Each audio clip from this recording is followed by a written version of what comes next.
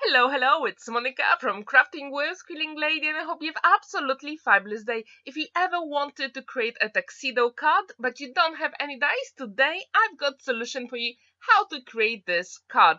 It is super simple. All you need is 6 by 6 inches card base. I'm going to show you which collection I'm going to use for today's project. I decided to use a new collection from Marta Debicka, which you can find on Craftstash, and I left the link in the description down below if you really like this color palette.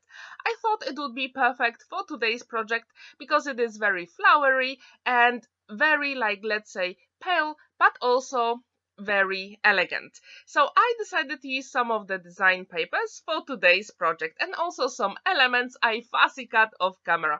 As you can see, I always keep them in a zip wallet. To make our card base, we need a scoreboard. And I'm going to use 6 by 6 inches cut base, but if you don't have it, you can cut your paper up to 6 by 12 inches. I'm going to put my scoring line on 15 centimeters, and this is very crucial.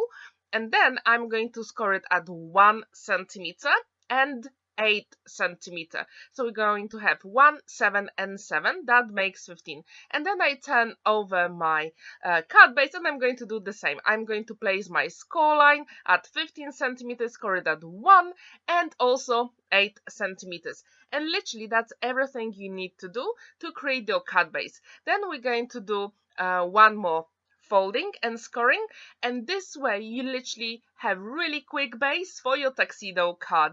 And I really encourage you to try this technique because the card is absolutely beautiful.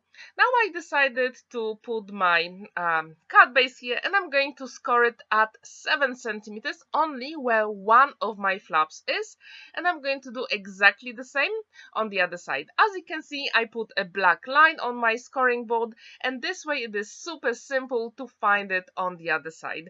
Now I'm going to match my 7 centimeter and the top scoring line, and as you can see, I put it on my black line on a scoring board. Super simple. And I'm going to do it exactly on the other side, and this way we're going to have sort of like a tent shape. And this will make your project really quick, beautiful, and you will have that tuxedo shape. Now I'm going to cut those small triangles out, and I really encourage you to start it here because we're going to create one more score line. So as you can see, you don't really need any dice, and your card base, it is super simple to make. Now I put the top of my triangle on a black line on my scoring board, and I'm going to create a score line, and I'm going to do exactly the same on the other side. Now it's time to cut it off with scissors, and we're going to burnish those small triangles, cut off the flap on one of the sides, and literally that's it. Super simple, isn't it? And if you have never seen any of the design papers from Marta, I left the links to all her YouTube channel, Facebook group, literally everywhere you can find some of her design papers, and also Buy Me a Coffee website where you can download some of the papers for free. Now we literally just need to burnish those small triangles, and our card base is ready. Now it is time to decorate it, and that's what I absolutely love about all those projects because they are super simple, and then you can literally go crazy with any design papers. For the inside, I decided to go a little bit paler, let's say, and with the outside I'm going to have that flower border at the very bottom. I absolutely love it, and literally I'm going to add a little bit of Distress Oxide ink on all the edges because that's what I like in my projects, and I decided to use Kitsch Flamingo to add a little bit of pink because this card will be given to a female recipient, and it is not a birthday card, it is a name day card because we do celebrate name day in Poland, and I think it is a very nice occasion to actually create something special for your friend or family member. So when this element is ready, I'm going to start adhering all of them using my one and only liquid glue, magic glue, and it is super simple. And whenever you create those mats, I really encourage you to leave a small white gap, which will give you really nice white border. And that's exactly what I did here. I usually leave 7 mil between my base and the design paper. And I really encourage you to do exactly the same. As you can see, this card is just so simple to put together. All we need is to create two strips that will go inside and then decorate it with whatever elements you want.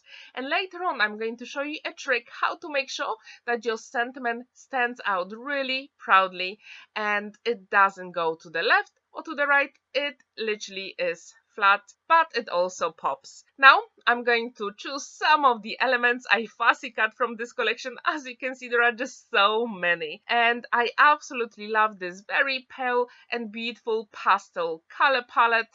So first we have to create two strips of card, and as you can see, I fussy cut them. I didn't use any trimmer, and I'm going to score it at 1 centimeter, turn it over and do exactly the same, 1 centimeter.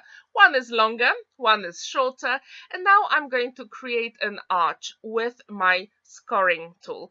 It is super simple, and this way you will make sure that all your elements pop up really beautifully when the recipient opens the card. So yes, we've got all the elements ready. Now it is time to assemble them.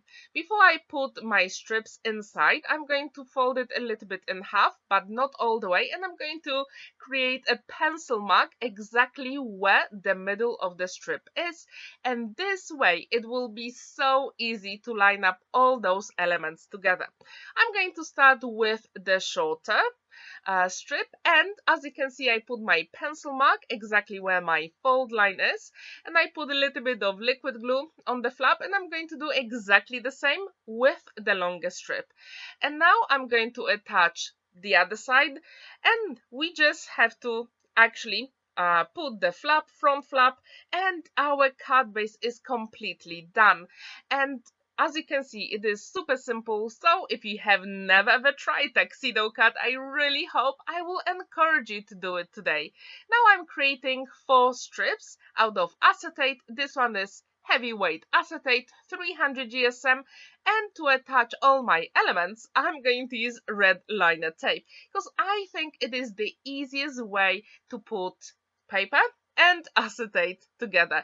I always make sure to burnish my red liner tape because it is so important, especially with acetate. And when all these elements are ready, you just have to start assembling all those elements. And a really big tip for you, always start with the biggest elements first. And if you want to put your card, in this case 6 by 6 inches card, in matching envelope, try not to go over the top of your card. If you do, then you can use 7 by 7 inches envelope, and that will be absolutely fine as well. And what's really good about this project, that tuxedo card lies flat on a flat surface, and then you can actually make it 3D when you open the card. And I really encourage you to try that because it is super simple. Actually, it took me like half an hour to create the whole project, and I absolutely like it. If you do, please let me know in the comments down below. I also wonder, what do you think about this beautiful design paper collection and elements? Do you like it? Have you ever seen it before? If you haven't, I've got some more videos on my channel, and I link it in the top right corner so you can check it out.